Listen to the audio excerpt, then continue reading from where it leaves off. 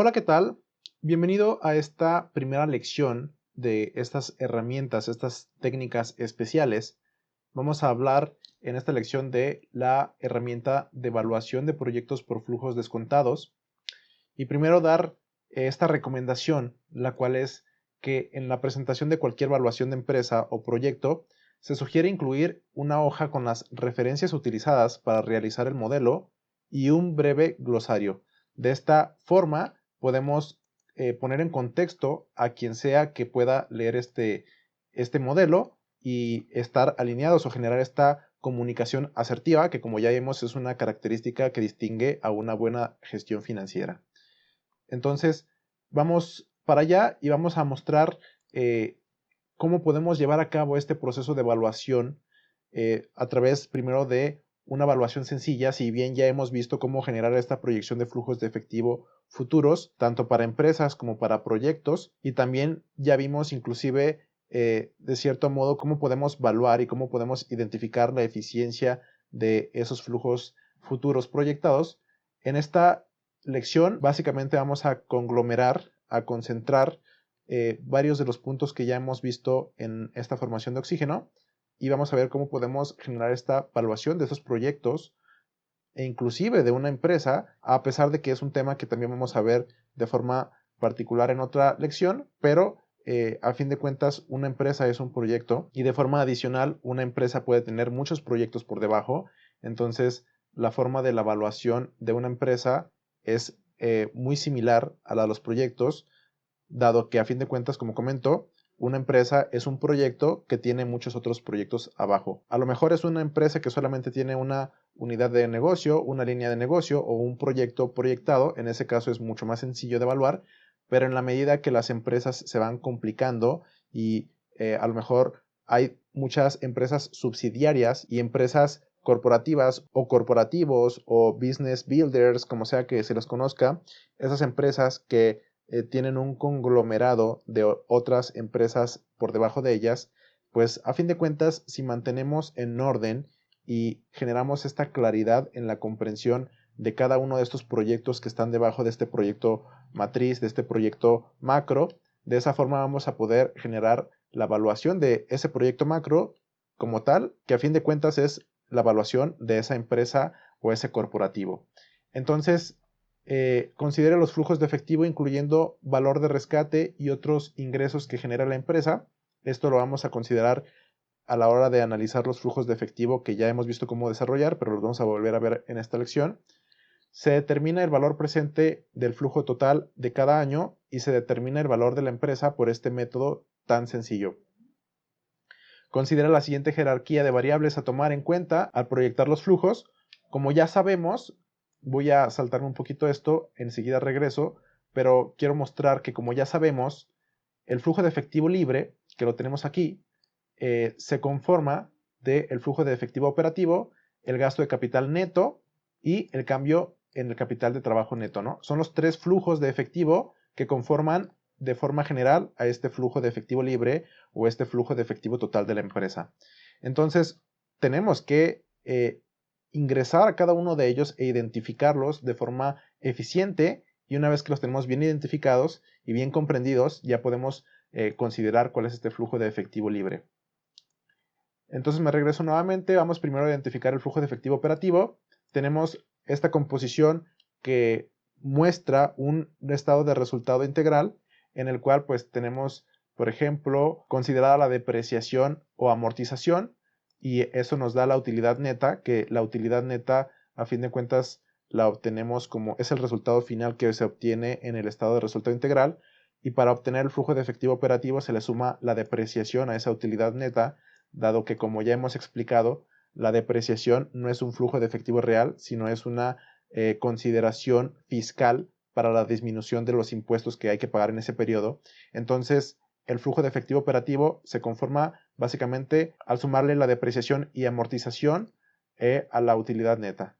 Ya que tenemos el flujo de efectivo operativo de todos estos periodos proyectados, vemos el gasto de capital. Tenemos dos opciones para hacerlo. Por un lado, podemos considerar los activos fijos que vamos a adquirir para llevar a cabo este proyecto, y también en cada uno de los periodos proyectados, en la medida de que esto suceda, considerar la venta de esos activos fijos, ¿no? Si consideramos que vamos a estar vendiendo maquinaria o equipo en ciertos periodos, eso también lo podemos considerar, ese flujo de salida o esa desinversión, y a fin de cuentas nos permitiría tener un correcto flujo de gasto de capital estimado. Eso está pensado más a proyectos pasados, proyectos que ya fueron históricos, pero es una manera distinta de hacerlo, en el cual vamos a identificar los activos finales, le restamos los activos iniciales para ver el cambio y le sumamos la depreciación, nuevamente considerando que la depreciación no es un flujo de efectivo real. De esa manera tenemos este gasto de capital neto. Cualquiera de esas opciones está bien para que consigamos este valor. Y también vamos a considerar el tercer flujo, que es el cambio en el capital de trabajo neto, en el cual podemos básicamente identificar de forma directa si tenemos un capital de trabajo neto de $100 en el año 2000 y en el 2001 tuvimos un capital de trabajo neto de $110. Básicamente vamos a identificar o generar esta resta lineal, esta resta directa, e identificar que este cambio en el capital de trabajo neto es de $10. Otra opción para hacerlo es considerar los activos circulantes del año 2001, le restamos los pasivos circulantes de este año 2001 y a eso le vamos a restar los activos circulantes del año 2000 y le sumamos los pasivos del 2000, que básicamente es lo mismo que utilizar esta otra fórmula, esta otra función, pero esto viene presentado de una forma más desglosada.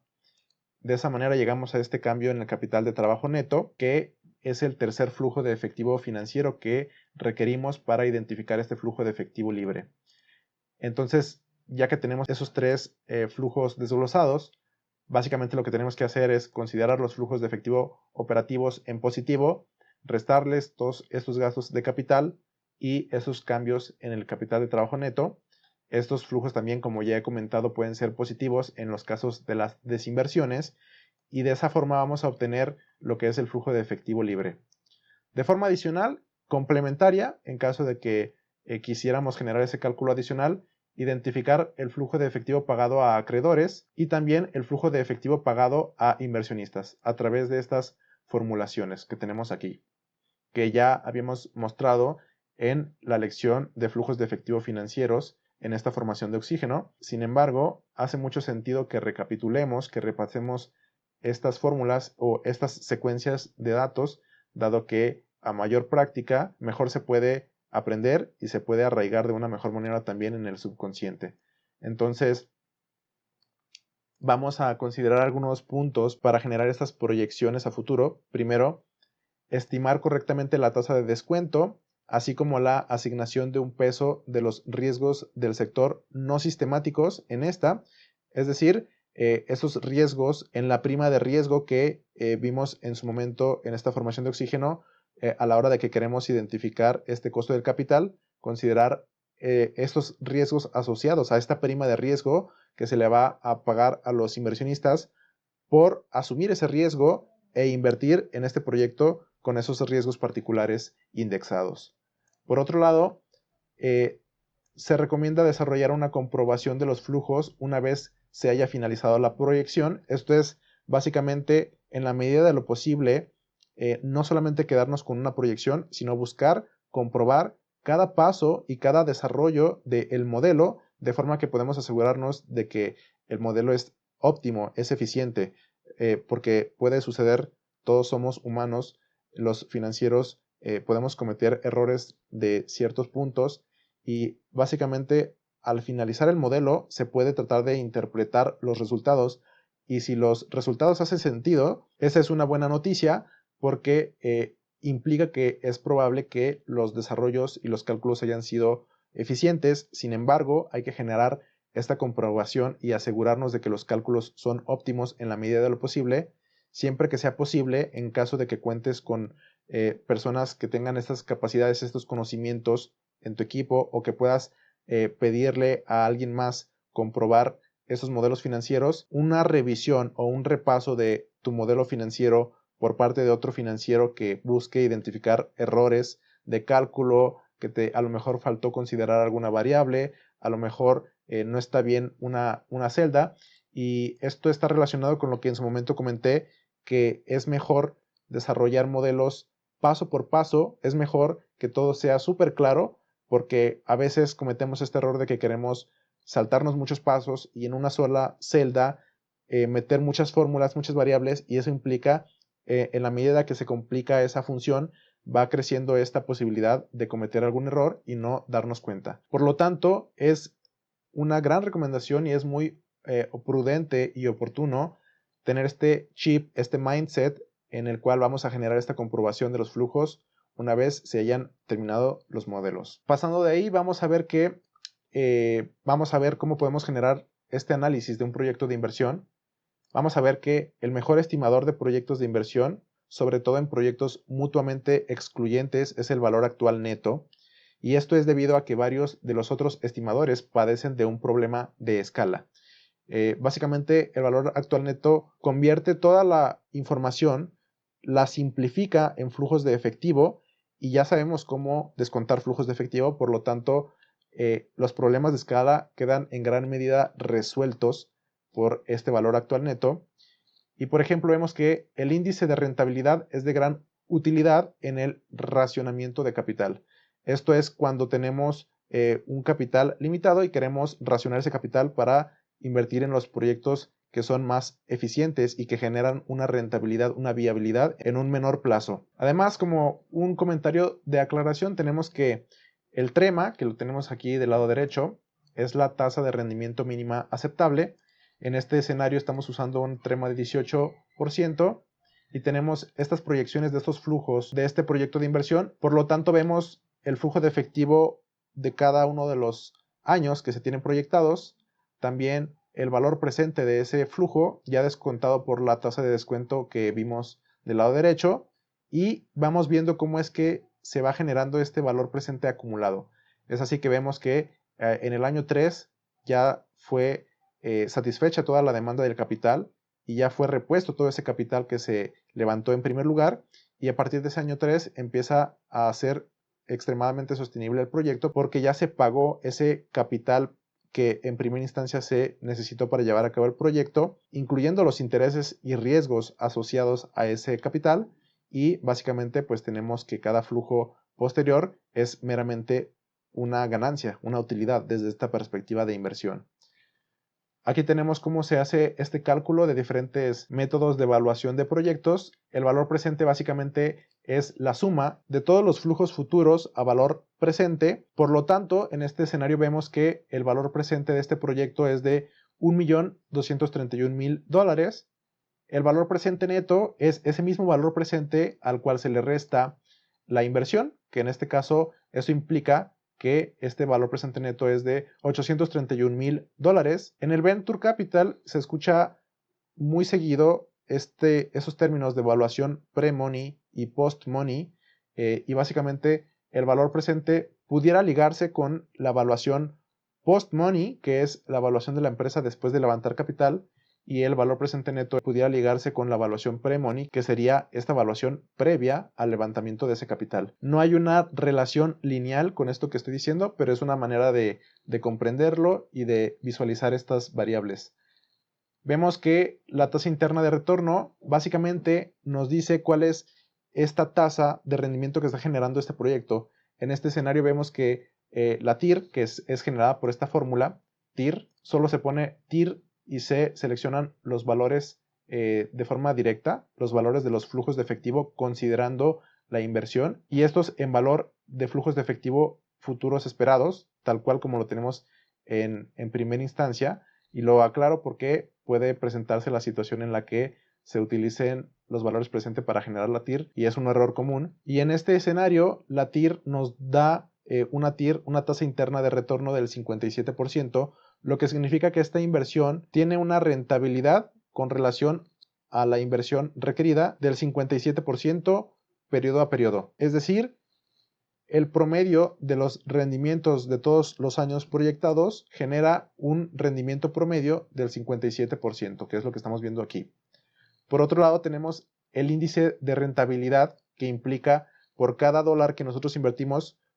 cuántos dólares nos va a generar esta inversión a través de todo este lapso, de todo este periodo y de esta proyección que generamos. En este caso tenemos que es un índice de rentabilidad de $3 por cada dólar invertido, y su cálculo es tan sencillo como dividir el valor presente entre la inversión requerida. Por otro lado, también tenemos el periodo de recuperación descontado, aunque para ser más claros, esto también debería aclararlo de esta forma. Y para calcular este periodo de recuperación descontado, básicamente, tenemos que, y aprovechando esta herramienta de Excel, si yo subrayo esta inversión, este valor presente en el año 0, que es la inversión meramente, tenemos que es una inversión de $400,000, y si yo subrayo también el segundo periodo, o más bien el primer periodo de operación, tenemos aquí abajo una suma por $233,000. Sin embargo, si yo subrayo ahora también el segundo periodo, subrayo los primeros dos periodos, todavía veo que la inversión sigue siendo negativa, que no se ha satisfecho esta inversión que se requirió en primera instancia en el periodo 0. Por lo tanto, si yo subrayo los tres periodos, veo que ya es positivo, la suma ya es positiva. Eso significa que ya el proyecto fue capaz de pagar las exigencias del capital y de cubrir la inversión requerida. Pero la pregunta aquí es, sabemos que el punto en el que se cubre la inversión necesaria y su costo de capital ocurre entre el año 2 y 3, pero específicamente en qué punto de ese año 2 y 3, ¿no? De esa manera podemos extrapolarlo a meses y saber específicamente en qué mes y en qué punto de este proyecto proyectado es que se genera esta viabilidad financiera o este retorno de la inversión. Entonces, básicamente eso es lo que nos dice el periodo de recuperación descontado. Nos dice que ese punto se logra en el año 2.37, ¿no? Digo, aquí no puedo generar la subrayación, pero la forma de calcularlo, vamos a ver que aquí tengo una breve trampa en la cual si yo muestro lo que tengo aquí escondido, vamos a ver que esta columna está formulada de forma que se identifique en el punto en el cual se genera ese punto, ese cambio, ese salto, por así decirlo, y en el periodo en el que sucede ese salto, en el periodo en el que se genera el retorno del capital invertido, se genera este cálculo en el cual meramente sumamos el periodo, en este caso el 2, más el valor absoluto de lo que daría de dividir el valor de este periodo entre el valor del periodo siguiente, ¿no? Para identificar el punto medio, el punto promedio en el cual se llega al valor 0 y se genera este salto de pasar de valores negativos a valores positivos. Entonces, de esta forma tenemos que el periodo de recuperación descontado de este proyecto es de 2.37 años. Y bueno, voy a volver a ocultar esto por aquí. Y una vez que ya vimos cómo podemos utilizar estos diferentes métodos de valoración de proyectos, vamos a adentrarnos un poco más y vamos a ver las inversiones mutuamente excluyentes y lo que es el TIR incremental. No solo el TIR incremental, sino otros métodos de evaluación incrementales, lo que nos permite identificar y evaluar los proyectos desde una perspectiva distinta, que nos va a aportar información más procesada y que a la vez nos va a permitir asegurarnos de comprender mejor los números. Vamos a ver, en este caso vamos a buscar comparar y determinar qué inversión es la mejor, y vamos a ver que las tasas internas de retorno no pueden ser comparables entre proyectos a diferencia de los valores presentes netos. Esto es debido a que no considera escalas, por lo tanto, se deben utilizar los siguientes criterios. Aquí tenemos dos proyectos de inversión que tienen un mismo periodo. Tenemos el proyecto A y el proyecto B. Si hacemos un análisis lineal, tal cual como acabamos de ver, tenemos la TIR del proyecto A y la TIR del proyecto B. Esto significa que este proyecto A genera un retorno promedio sobre la inversión de 14% al año, y este otro de 13.73, lo cual genera que esta primera visión, esta primera perspectiva nos indique o tengamos esta tendencia a creer que este proyecto de la inversión A es más oportuno. Sin embargo, si nosotros generamos los flujos de efectivo incrementales, es decir, sabemos que el proyecto A nos cuesta $100,000 para empezarlo y el proyecto B son 110,000, lo que implica que el proyecto B requiere una inversión más grande que el proyecto A. Entonces, Una vez que tenemos esta información, vamos a través de esta fórmula, se identifica cuál es el periodo que requiere mayor inversión y básicamente una vez identificando ese periodo, se identifica esa inversión adicional que requiere ese proyecto con mayor inversión para llevarse a cabo. En este caso son esos 10,000 que comentaba y de la misma manera se identifican qué tanto los flujos de efectivo esperados van a incrementar. Es decir, si yo decido invertir $10,000 más, ¿qué tanto van a estar incrementando los flujos de efectivo operativos que yo voy a esperar en los años posteriores? Entonces, eso es lo que nos dicen cada uno de estos puntos. Es así que vemos que el año 4 se va a mantener igual independientemente del proyecto en el que decidamos invertir y eso lo podemos comprobar al ver la tabla y ver que en este año 4 los flujos son iguales, ¿no? De esta manera es que podemos identificar estos flujos de efectivo incrementales e identificar la TIR incremental, la tasa interna de retorno incremental. Es decir, esa inversión excedente, cuál es el retorno adicional que me va a generar el hecho de invertir en el proyecto B. Por lo tanto, vemos que esa inversión adicional es del 9.36 y si nuestro costo de capital, por ejemplo, fuera del 9%, eso implica que hace sentido que llevemos a cabo ese proyecto B independientemente de que de forma macro, de forma total, el proyecto B genere una menor rentabilidad a ojos del primer análisis de las tasas internas de retorno.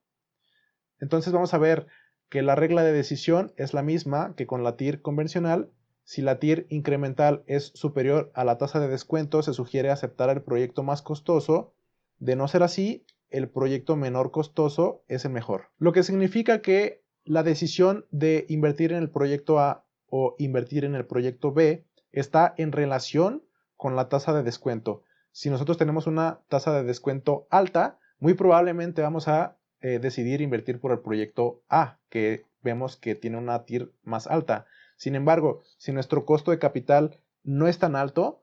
a lo mejor desde una perspectiva financiera se puede llegar a generar aún más valor al invertir en el proyecto B, independientemente de que tenga una tasa interna de retorno más pequeña. En ese sentido, vamos a ver, en este caso, en esta tabla, tenemos diferentes tasas de descuento del 5%, del 10%, del 15% y así. Y tenemos la evaluación de cada uno de los proyectos del A y del B con relación a cada uno de estos escenarios. Si nosotros no descontamos nada, vemos que el flujo total generado a futuro esperado es de esto, es decir, en la inversión B se va a generar mayor flujo,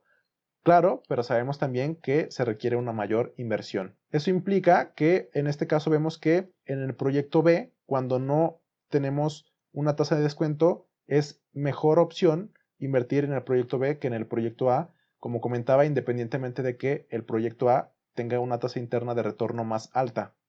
¿Por qué? Porque la magnitud del capital que se está invirtiendo y el cual está generando rendimientos es mayor. Por lo tanto, desde una perspectiva financiera, se está generando más valor con el proyecto B en este escenario. Si nosotros usamos una tasa de descuento del 5%, el escenario B sigue siendo más oportuno, más eficiente. Sin embargo, si nosotros utilizamos una tasa de descuento del 10%, ahora el escenario A, la inversión A, es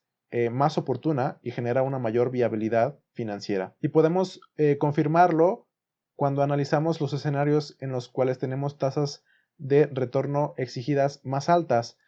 Vemos que a pesar de que se está generando pérdida y nos dice que no es viable esta inversión, en el escenario A esa pérdida es menor que en el escenario B. Y esa diferencia se va marcando cada vez más en la medida en la que la tasa de descuento también tiende a crecer. De esa forma podemos generar esta gráfica en la cual podemos comparar el valor presente neto para estos proyectos mutuamente excluyentes. Entonces vemos diferentes tasas de descuento y podemos ver que en este caso la línea naranja, que es la inversión B,